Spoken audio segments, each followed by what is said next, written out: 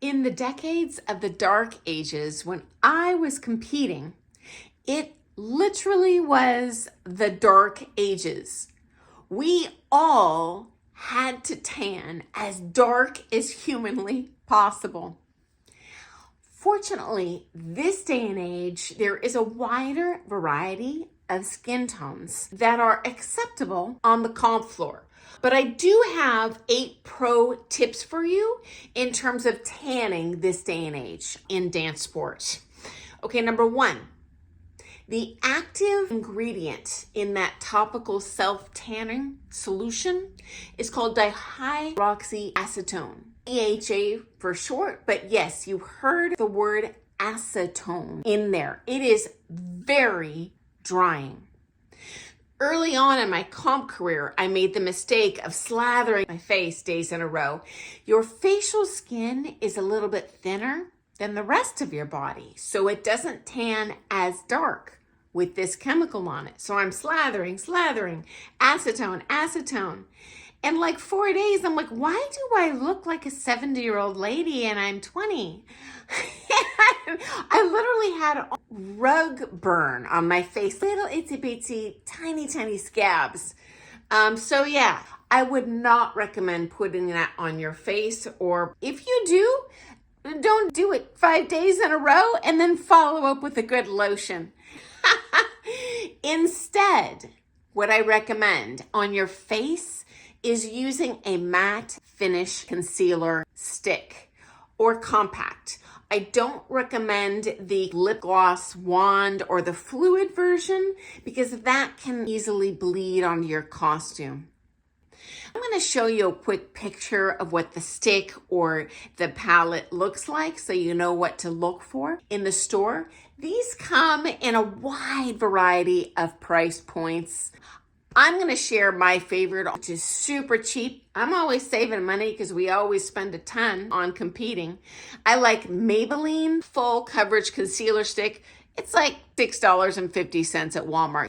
Can probably pick it up on Amazon as well. Let me show you a quick picture of what that product will look like on that drugstore shelf. Be right back.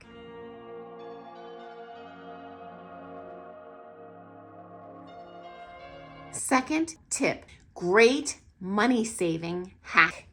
Every time I was in England, I would purchase a little tub of the DHA powder.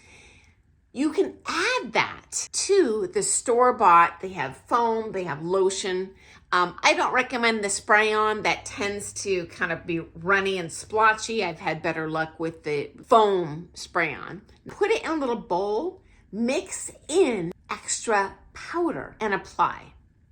The more that white powder you put in there, the darker you will tan. So you can save yourself a ton of time and applications by adding this powder to whatever formula you like to use. Related to this, I don't even know if this stuff is legal in the United States. It looked pretty bootleg to me at the comps. I don't know if they were mixing it in the basement of their house in their makeshift meth lab, but I'll show you what the tub looked like. I'm not recommending because I don't know if there's health implications. I'm just sharing what I've done and it saved me a ton of money. I paid about $30 for a 4-ounce tub and that'll last you a long time, guys. This powder is hardcore, will dye your skin dark. Okay, be right back.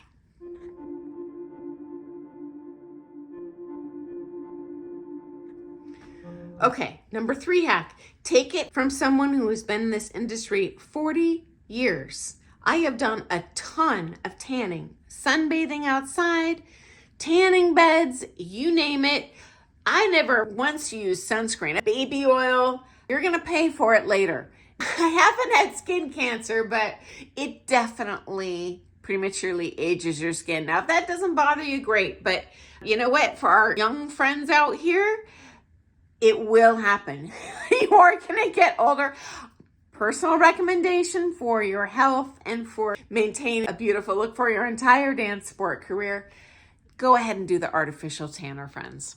Okay, number 4.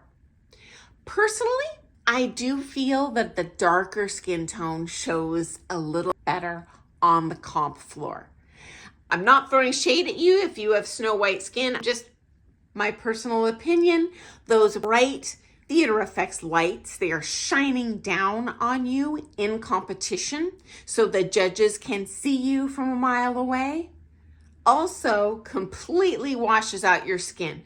It's going to be hard to see the shadows because it's just okay, it's harder to see the expression. You're gonna look pale, pasty Snow White if you were born white skin. And not that that can't be beautiful, but here's the challenge. They're looking at you from a distance.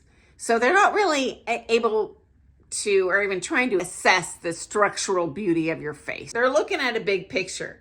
And I can see from 70 feet away, if someone looks ashen, and there's this subconscious part of their brain that's like, are they gonna barf? Like, are they okay? And I've discussed in a previous video the beauty and aesthetics of competitors.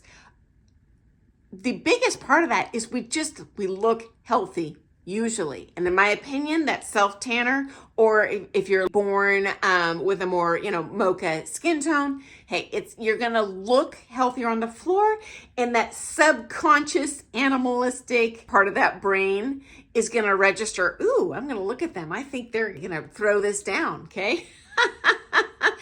Okay, next up. When you use that self-tanner, friends, it is gonna bleed onto your sheets for days. My suggestion, save your sheets. I like to wear footy pajamas with it. I also like those zip up full coverage pajamas because the stuff stinks. I can hardly stand the smell, which is another reason I like the powder because I only have to do it once. It reeks. So full coverage will save your sheets. Even as a courtesy, when I travel, I bring an old pair of sheets to the hotel just because I have muffed up early on in my career hotel sheets, and I feel bad because I know this stuff is not going to wash out, and it's not their fault, right? Okay, number 6 hack. Only tan your exposed areas. There's no need to tan, say, if your gown covers your arms, your lower back. No need to tan that area, okay? You're not out there in a swimsuit.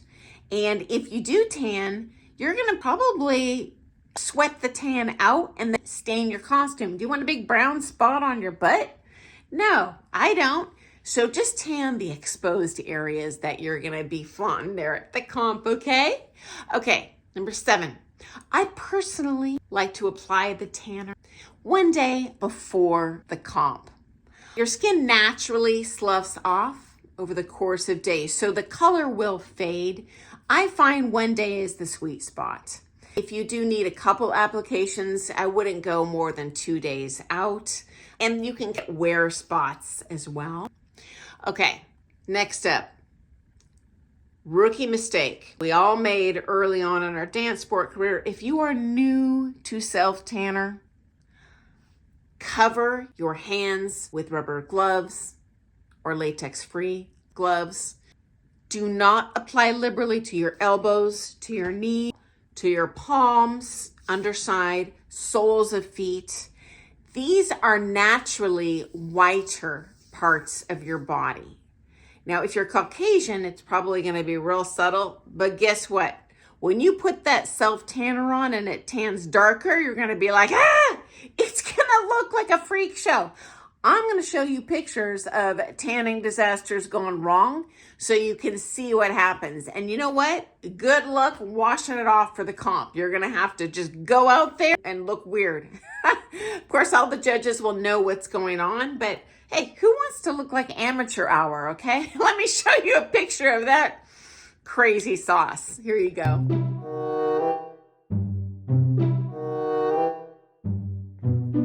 Okay, friends. Final thought for you. If you're competing in syllabus, certainly newcomer, don't worry about the tanner. You got enough on your brain, okay? You don't really need it. Certainly Latin at an elite level, in my opinion, you got to rock the tanner. As a matter of fact, many of those couples that you admire at the championship level, I'm telling you, they just walked out of Scandinavia They are white, white, white, but you see them on that golf floor, jet black hair, coffee colored skin. But if you're in syllabus, hey, I say walk out there with the beautiful skin your mama gave you. Avoid that stink and dyeing your clothes and dealing with the sheets. Okay, friends, I look forward to seeing you first thing tomorrow morning for some more things ballroom dance. We talk about pop culture, comm strategies, saving money, scams to look out for, you name it. So I look forward to seeing you tomorrow. Toodles.